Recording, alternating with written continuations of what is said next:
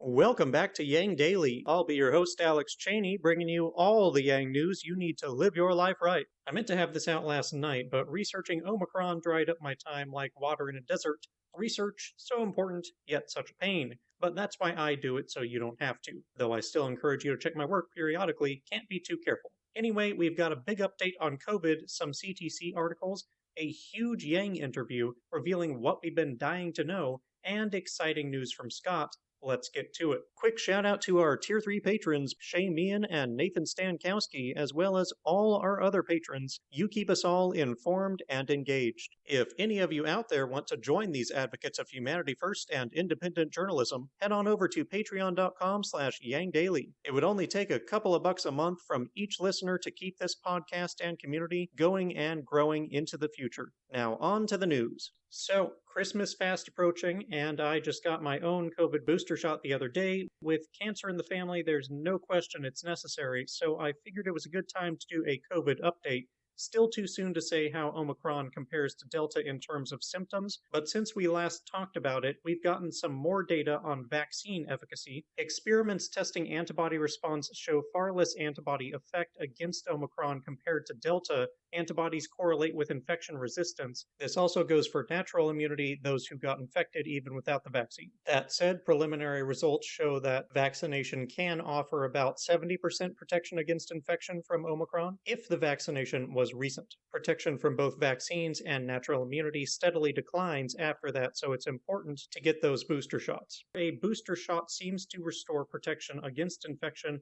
about a week or two after the shot, which is to say, infection resistance from the vaccines wears off over time and you need to refresh it. This finding is consistent throughout both independent testing and those from vaccine manufacturers. From numerous studies, what we've seen with Delta is that infection resistance from vaccines, though it varies by brand, starts at around 90%, then steadily drops to about 60% at 6 months after the second dose, and a booster takes it back to over 90%. That's all for Pfizer. Research has shown it is safe and effective to mix and match different vaccines for your initial course and boosters as necessary. Obviously, it's still too early to have this sort of data for Omicron, but from what we've seen thus far, the estimation is that existing vaccines start off with anywhere from 65 to 95% resistance, dropping to anywhere from 0 to 60% 6 months out, and a booster brings it back up to 55 to 90%. So it's less effective than against Delta and way less certainty at this point, but same trend. Protection starts high, steadily declines, and is restored with the next shot. These numbers in particular come from a UK study conducted by many health organizations, which appears to have relatively good methodology, but is not yet peer-reviewed and is, as always, subject to sample bias and other variables, which simply can't be controlled outside of unethical lab testing. I don't like reporting on such uncertain results, but it's the best we've got, and these are time-sensitive health decisions. People need to know if it's important to get vaccinated for the holidays,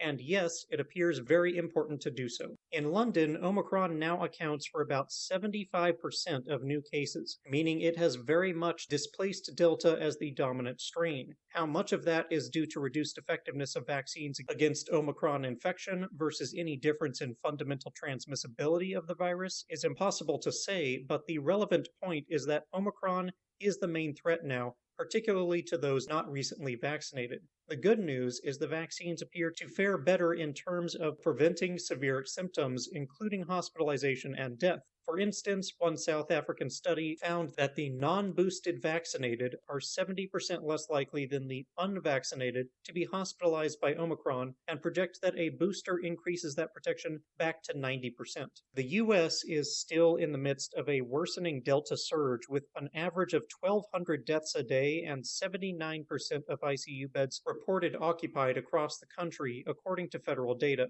That's before Omicron comes in to make it much worse. So please, if you haven't been vaccinated recently, go get your shot now to protect any family and friends you'll be seeing a week from now, as well as others. It only takes 20 minutes, assuming you don't get trapped by a train that parks across the only road access to and from your house for 45 freaking minutes, for instance. And mask up where applicable. Moving on, Newsweek put out a great article on the improved CTC, pointing to the data that it has increased access to employment among parents and that work requirements have been counterproductive. Good one to share with those who misunderstand the effect of conditions or the barriers to employment. Bloomberg Business has also had a good article emphasizing the bipartisan history and present of the CTC and its enormous effects on child poverty as well as racial and gender equality. Of particular interest, it points out that in 2019, 36% of the federal budget was aimed at supporting seniors, while only 9% went toward children. Childhood poverty can become somewhat of a lifelong disability.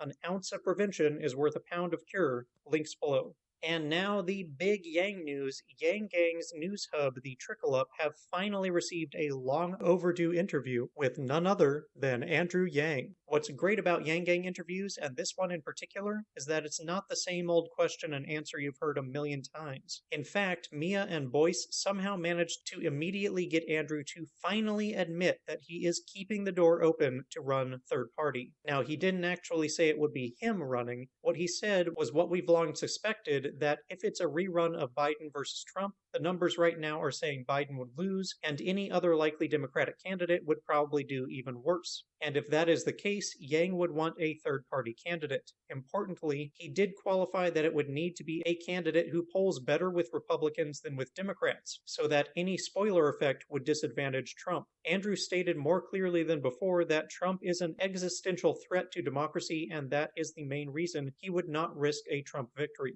So it sounds like, as I expected, Yang and Forward have been refusing to refuse running a third-party candidate because they want the option to run Yang or someone more appealing to the GOP if the data shows Democrats will otherwise lose to Trump and if the third-party candidate would pull more votes from the GOP than from Democrats. So, do I think that's a reasonable position? Yes. Do I think it's going to calm the rampant spoiler fears among Democrats that is likely doing serious harm to Forward's efforts? Probably not.